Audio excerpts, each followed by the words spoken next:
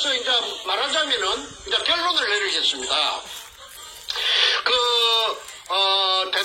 가짜 대통령 딸이 저 태국에 갔다고 공식적으로는 그렇게 언급이 돼가 있는데 태국하고 캄보디아하고는 국경선을 맞대고 있어요. 그리고 거리상으로 그리 멀지 않아요. 자동차로 충분히 고갔다리 갔다리 할 수 있는데요. 자, 그렇다면은 캄보디아의 금이 처분돼가지고 태국 방콕에 저장돼갖고 있을 수도 있습니다. 현품이 있든지 그 다음에 돈으로 바꿨든지 한국에는 들어오지 못하고 그게 들어올 필요가 없으니까 그게 짱 박아 놓으면은 나중에 여차하면은 저 뭔가 저놈이 그쪽으로 들고 튀겨갖고 그쪽에서 숨든지 어쩌지 그렇게 선발대로 믿을 사람 없으니까 자기 딸년하고 사이놈을 거기에 보내가지고 그 관리하도록 터 닦아 놓도록 그렇게 선발대로 그 전쟁을 하면 천병이라고 있잖아요. 제일 먼저 티나가는 거. 그 천병 역할로서 아마 보냈다고 딴 사람은 몰라도 저는 압니다. 그래서는 못질한 그 판자 뚜껑을 열기가 어려웠습니다. 맨날 시행착오를 되풀이하고 또 가다가 보면 해결될 듯 하면서 또 장애물이 나타나고 또 무산되고 해서 수없는 시행착오를 반복했죠. 그런데 어느 날 토요일에 광화문에 촛불이 쓰나미처럼 촛불이 막 광풍을 일으키고 있을 때에 그 토요일 오후가 되면은 최 교수가 부산에서 올라와가지고 최우원 교수가 미국의 군목을 하던 피트 베라는 사람하고 그 다음에 그 부인 홍예순이라는 분하고 셋이서 태극기 집회를 세종대왕 상 앞에서 가지고 아주 열었습니다. 한 10명도 아마 10명, 7명, 8명 한 10명 될라나? 그래서 한 2, 3주 계속되었을 적에 미국 뉴욕 맨하탄에서 어떤 금융가가 방송을 보고 피트 베가 하는 유튜브 방송을 보고 찾아왔어요. 최우원 교수가 문현동의 금에 대해서 아마 언급을 했던 모양입니다. 그러니까 그 방송을 본 어떤 금융가가 그게 찾아와서 최우원 교수에게 정충제 말을 하고 문현동 말을 하면서 정충제를 좀 만나게 해달라고 했고 제가 이제 만났습니다. 만났더니 이 사람은 롯데 회장 신동빈이라 하나? 그분이 맞아요. 신동빈이라는 롯데 그룹의 회장하고 같이 일본 동경에서 대학을 같이 다닌 사람이라고 자기 소개를 합니다. 원래는 서울 은평구 사람인데 자기 아버지가 목사님을 하셨다고 해요. 그런데 고등학교를 한국에서 마치고 일본으로 무슨 연고가 있어서 유학을 갔는데 일본 동경에 있는 아오야마 가구인이라는 아오야마 청산학숙이라는 대학을 나왔는데 신동민 씨하고 같이 다녔다고 합니다. 그렇게 60대 초반이지요, 나이가. 그래서 이 사람이 일본서 아까 말한 아오야마 가구인을 졸업하고 첫 직장을 가진 것이 동경은행에 입행했고 동경은행에서 일본 사람들보다도 훨씬 영어를 잘하니까 한 3년 있다가 미국 뉴욕 맨하탄으로 발령이 받아서 와가지고 한 30년 맨하탄에서 근무를 하다가 이제 자기 독자적인 사업을 구축했는데 사업체의 이름이 뭐냐 하면은 글로벌 명함을 내한테 주더라고. 미국 명함을 글로벌 컨셉 내 발음이 안 좋습니다. 미안합니다. 양해해 주세요. 발음 좋습니다. 예, 글로벌 컨셉 디벨로프먼트 인베스트먼트 투자 자문회사 투자 개발회사 개발 투자회사. 그래서 이게 이제 이 사람이 이제 돈도 많이 벌이고 해서 이제 아까 말한 글로벌 컨셉 디벨로프먼트 인베스트먼트 이걸 이제 하는데 이게 이제 아침에 출근하면은 맨 먼저 그 모니터를 켜가지고 간밤에 그 전 세계의 자금의 흐름을 체크하는 것이 일가 중에 맨 먼저 하는 일인데. 그렇죠. 어느 날 그 모니터를 탁 켜니까 홍콩에 저 사우스 코리아 대한민국에서 금이 200톤이 홍콩에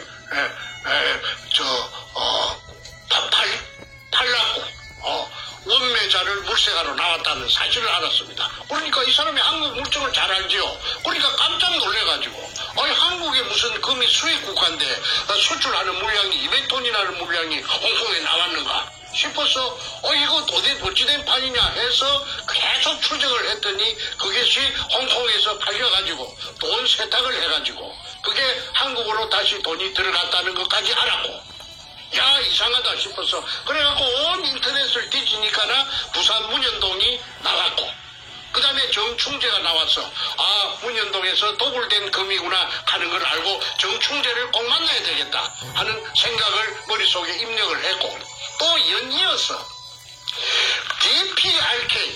DPRK라는 것은 아마 북한의 영문 표기가 DPRK. 국가의 영문 표기가 DPRK 맞습니다. 국가의 영문 표기가 맞습니다. DPRK를 단 금이 북한에서 그렇게 북한 금이 50톤이 캄보디아 프놈펜에 나왔다는 사실을 발견했습니다. 그거는 자기가 그 맨하탄에서 전 세계의 금의 흐름이라든지 그런 걸 뭉칫돈의 흐름을 다 체크하는데 그 프놈펜에 그런 거는 나온 예가 없답니다. 그리고 금이라는 것이 대나 캐나 지나 개나 고동이나 다 하는 게 아니고 런던에 금 거래소가 있는데 거기에서 통제를 하고 교통정리를 하는데 그 해운국이 아니면은 원칙적으로 많은 금을 취급을 못 한대요. 그런데 어떻게 프놈펜 캄보디아 수도 프놈펜에 50톤의 금이 북한에서 왔는가 해서 북한을 온통 뒤졌더니 북한에는 50톤 금이 나올 양이 없는 거예요. 어떻게 양이 없느냐 하면은 건강이 있는데 건강에서 생산되는 거는 1년에 약 평균꼴로 2톤 정도 나온답니다. 1년에 2톤. 1년에 2톤. 네. 2톤, 호부 2톤. 그 다음에 1년에 소모가 되는 북한 사회에서 소모가 되는 금의 양이 대충 9톤, 10톤이 평균꼴로 소모가 된답니다. 그런데 나머지 모자라는 7톤, 8톤은 대성 총국이라 하는 국영회사를 통해서 외국에 나가 있는 외교관들을 갖다가 닥달해가지고 그래가지고 외교관들이 전 세계에 나가 있는 외교관들이 전부 다 보내는 것이 한 7톤 정도 된대요. 자, 그럼 잠깐 정리하는 북은 자기가 필요한 금도 없어서 모자라서 외국에서 충당하는 그 판인데 그렇죠. 거꾸로 50톤이라는 말도 안 되는 규모의 금을 DPRK 마크가 찍힌 금이 캄보디아에 나타났다. 팔려고. 그래서 이제 그 사람 머릿속에 캐션 마크가 되니까나 이 사람이 부산 문현동 금은 알았고 왜 그러냐면 내가 인터넷에 전부 다 올려놨으니까. 그렇죠. 내 자료 모든 걸 공개를 오프닝을 해놨으니까. 그래서 문현동 알고 이거 이상하다 싶어서 추적을 하니까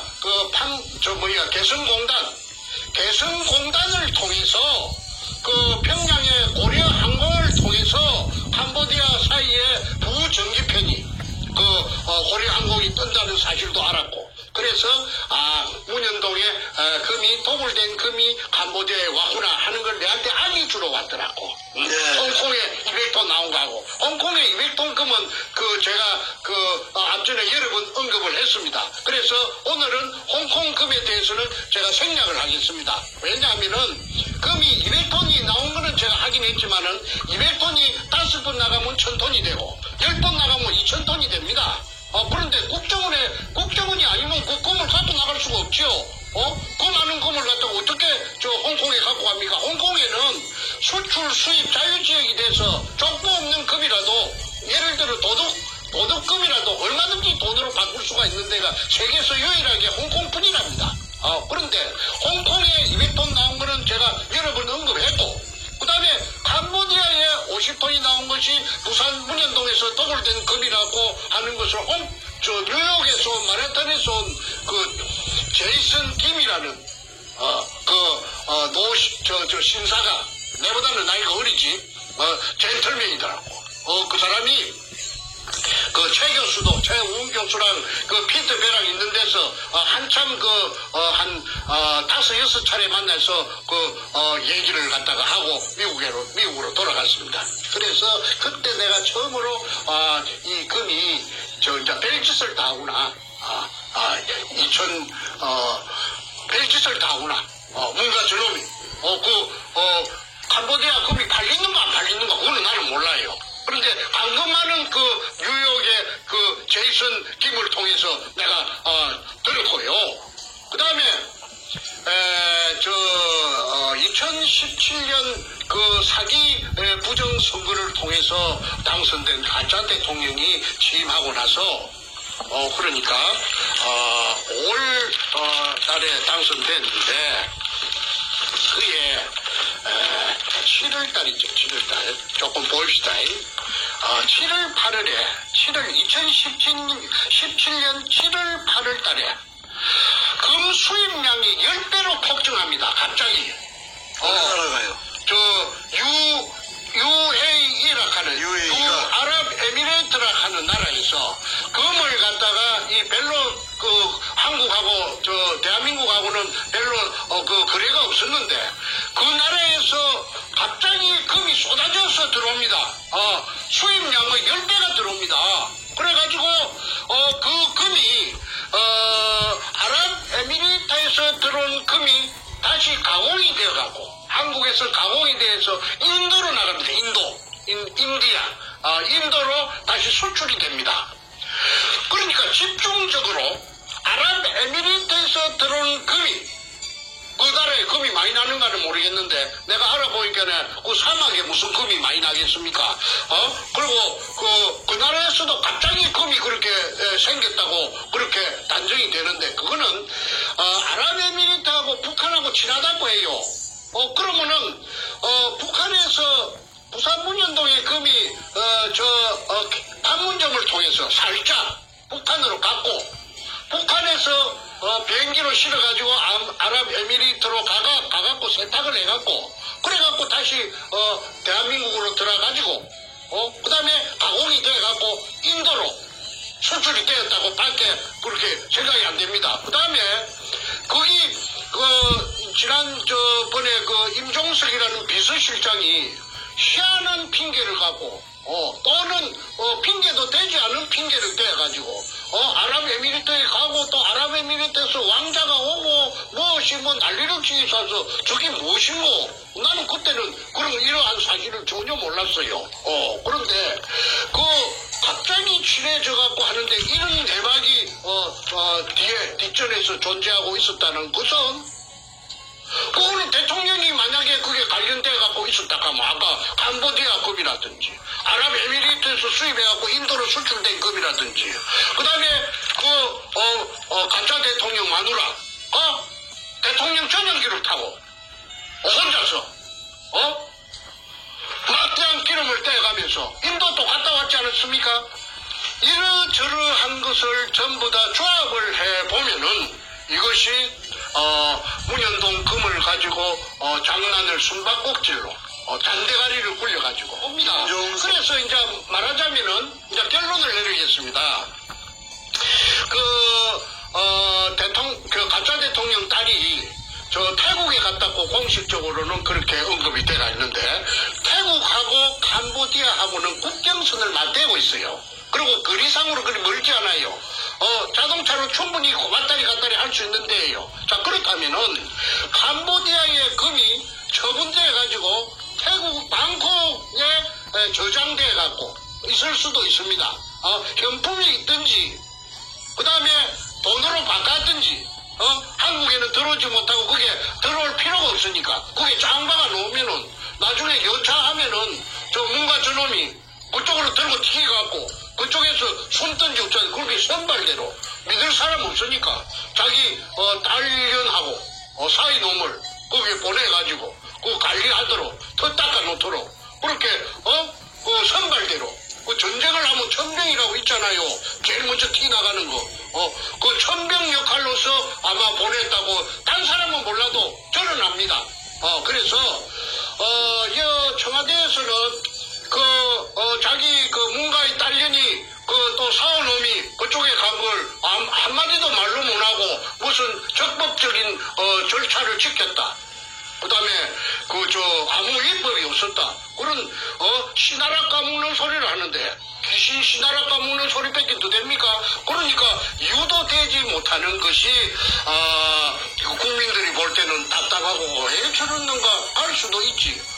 그런데 후진나라로 보통 안 갈락하거든. 왜 그러느냐 하면은 후진나라에 가면은 치안이라든지 여러 가지가 불편해요. 우리 한국은 말이죠. 굉장히 인프라가 잘 돼가지고 선진국이에 내 미국에 보니까 이 나라는 대한민국은 말이죠. 엄청나게 발전된 나라예요. 그래서 이 발전된 나라에 앱이 잘 맞는 주택에 돈을 풍덩풍덩 돈 속에서 헤엄을 치다가 금 속에서 헤엄을 치다가 이제 그렇게 천년만년 은도끼야 금도끼야 개수나무 지어서 천년만년 살고 지고 하려고 하면은 딸하고 사이가 백수니까 꼭 가서 거기 관리해야 될 거 아닙니까? 그거 제일 믿을 수 있는데 그래서 이거는 당연하게 국정조사해야 된다. 청문회 해야 된다. 그러면은 제가 정인으로 전 국민이 보는 데서 제가 비행기 타고 한국에 가겠습니다. 가서 아까 제이슨 김도 내가 불러들여가지고 하고 전부 다 관련된 사람들 하고 그 다음에 부산 문현동에 의뢰공장이 있으면은 금독을 한 거 요걸 있는 거 다 놨습니다. 그런데 그걸 지금 점령하고 지금 복공 철판을 덮어가고 사람들 안 볼 때는 싹 그자마 포크레인이 치우고 독을 하고 오토메이션 떼갖고 직경 3m짜리 지하로 통행하고 그 다음에 지붕 따까리 그 밑에 있어요. 내가 다 거기에 증거를 사진을 18카드 갖고 있어요. 그래서 대한민국 생기고 유사일에 한반도 땅덩어리 생기고 유사일에 가장 세계적으로 큰 인디애나 존스는 그 소설입니다. 허구입니다. 이거는 부산문현동 금도부는 실제입니다. 실제. 그리고 지금 이제 나타날 거 다 나타났잖아요. 전부 다 나타났죠. 그러니까 저는 한 개도 걸거칠 것이 없고 걸릴 것이 없고 당당하고 팩트만 갖고 있으니까 제가 이렇게 목소리도 크고 비록 돈은 없지만은 살아있는 거는 기상밖에 없습니다. 그럼 만약에 내가 죄를 지었다면은 목소리가 이리 클 수가 있나요? 일국에 반찬을 갖다가 대통령을 좀 죽은 구신들이 둘이나 있는데 구신이 된 다발이 이고 올라간 것들이 늙은 거 조금 젊은 거 그 다음에 이 문가 이거하고 죽은 거 둘이하고 산 거 하나하고 서인을 상대로 해서 내가 그 고함을 지르고 금터동놈이라고 할 이유가 있습니까? 내가 바보가 아닌데. 그래서 이제는 국민들의 관심을 가지고 국민들의 이목을 총 집중해가지고 부산 문현동에 진짜 의뢰공장이 있는가? 백주름이가 유가족에게 선물로 공개하겠다고 공약한 선부자 방송, 영우 방송을 통해서 공약한 저게는 왜 실천 안 하는가? 이걸 따져보고 그 다음에 창기업 지붕 밑에 HB 갖고 지은 지붕 땅깔이 있는 지붕 밑에 포크레인 갖고 치워갖고 복공 철판 두고 의뢰공장으로 내려가는 출입국 공개적으로 검증하자. 그렇지 않으면은 그것도 사유지라고 못한다 하면은 지금 그게 아파트가 공사가 벌어져갖고 동양 고속 건설에서 1군이더라고 1군 하는데 그게 지하실 공사하고 있는데 거기서 근육을 하나 떨궈보자.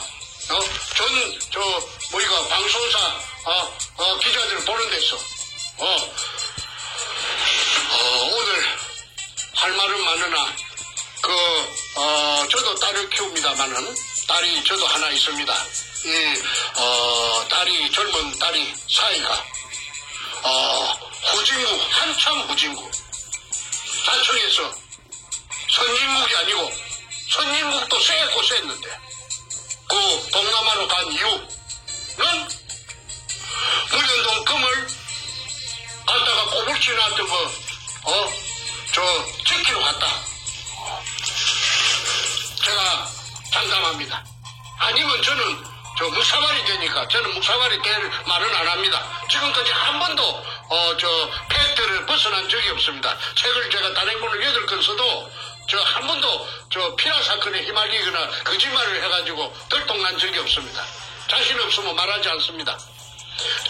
어쨌든 문현동에 그 의뢰공장에 그 진실이 나타나려고 하면은 국민적인 관심을 전복시켜가지고 초점을 모아야 된다고 다시 한번 강조 드립니다. 그리고 하나 체코 프라하 같은 것도 그거하고 상관이 있다.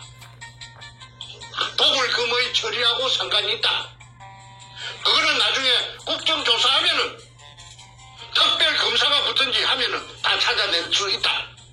는 말을 끝으로 이만 줄이겠습니다.